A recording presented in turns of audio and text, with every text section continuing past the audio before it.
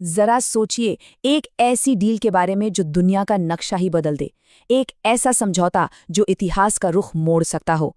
ये पड़ताल है उस दुनिया की जो डगमगा रही थी और जिसे एक नए रास्ते की सख्त जरूरत थी। तो चलिए चलते हैं साल 2026 में। माहौल कैसा था? एक तरफ युद्ध के बादल मंडरा रहे थे, तनाव लगातार बढ़ रहा था और जो पुरानी व्यवस्थाएं थीं वो चरमरा रही थीं। और दूसरी तरफ इकोनॉमी की हालत बिल्कुल खस्ता थी। महंगाई इतनी कि आसमान छू रही थी और बाजारों में एक डर का माहौल था। हर कोई बस एक सुरक्षित ठिकाने की तलाश में था। तो मतलब युद्ध, महंगाई और इन सब के ऊपर एक गहरी अनिश्चितता। भरोसा टूट चुका था, सहयोग की जगह शक ने ले ली थी और भविष्य बिल्कुल धुंधला नजर आ रहा था। तो इसी माहौल ने, इसी संकट ने एक ऐसे बदलाव की जमीन तैयार की जिसकी शायद किसी ने उम्मीद भी नहीं की थी। तो 2026 में दुनिया दिख कैसी रही थी? देखिए, सप्लाई चेन पूरी तरह से टूट चुकी थी। देश अपनी सीमाएं बंद कर रहे थे। चीन पर से जो भरोसा था वो लगातार कम हो रहा था और यूरोप उसे एक नए भरोसेमंद पार्टनर की तलाश थी। एक ऐसा पार्टनर जो डेमोक्रेटिक हो। और तब सबकी नजरें एक ही जगह जाकर टिकी, भारत पर।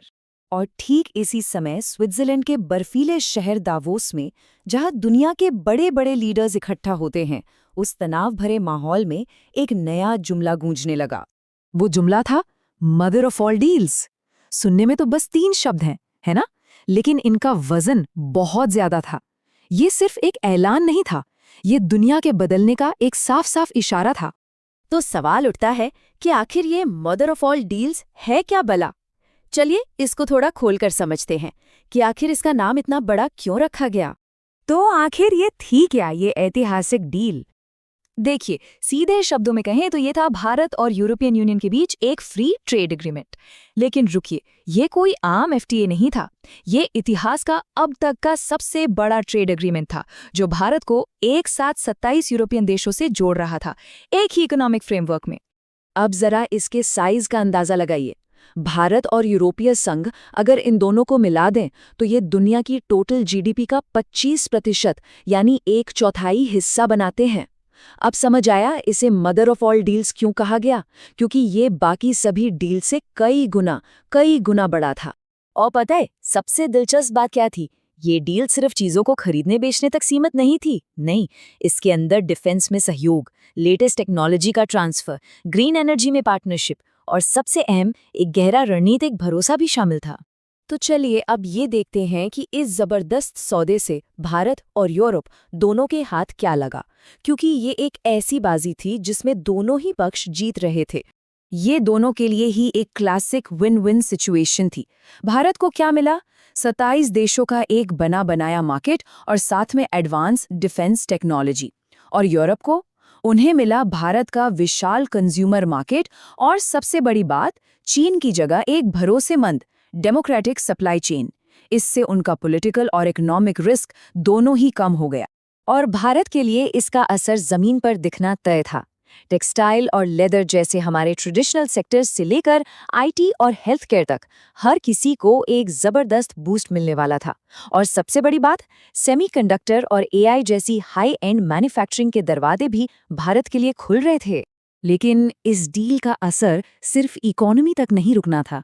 इसने तो ग्लोबल पावर बैलेंस को हिलाने की नींव रख दी थी। एक नई दुनिया की, एक नई व्यवस्था की शुरुआत हो रही थी। देखिए, इस समझौते का सबसे बड़ा जियोपॉलिटिकल नतीजा था एक नए इंडिया ईयू एक्सिस का बनना। मतलब भारत और यूरोप का एक ऐसा गुट जिसने दुनिया में पावर के पुराने समीकरणों को बदलना शुरू कर दिया था। हाँ, ये सब रातों रात नहीं होना था। इसका एक पूरा रोड मैप था।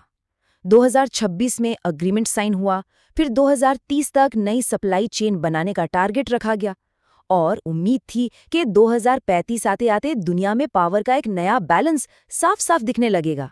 लेकिन देखिए, इतना बड़ा काम हो और चुनौतियां ना हो, ऐसा तो हो नहीं सकता। इस समझौते को लागू करने में कई मुश्किलें थीं। भारत के अपने लोकल उद्योगों को कंपटीशन का डर था, तो वहीं यूरोप में भी कुछ लोग इसके खिलाफ थे। असली परीक्षा तो कागज पर लिखी बातों को हकीकत में बदलने की थी।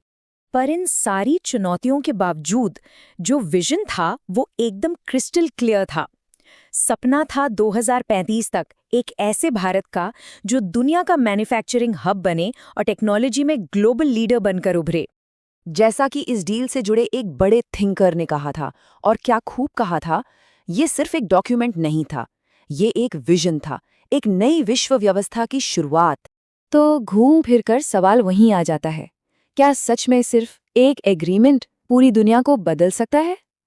खैर, इतिहास तो यही बताता है कि कभी-कभी एक सही फैसला, एक सही पार्टनरशिप आने वाली कई पीढ़ियों के लिए एक नई दुनिया की नींव रख देता है। और शायद ये वही एक लम्हा था।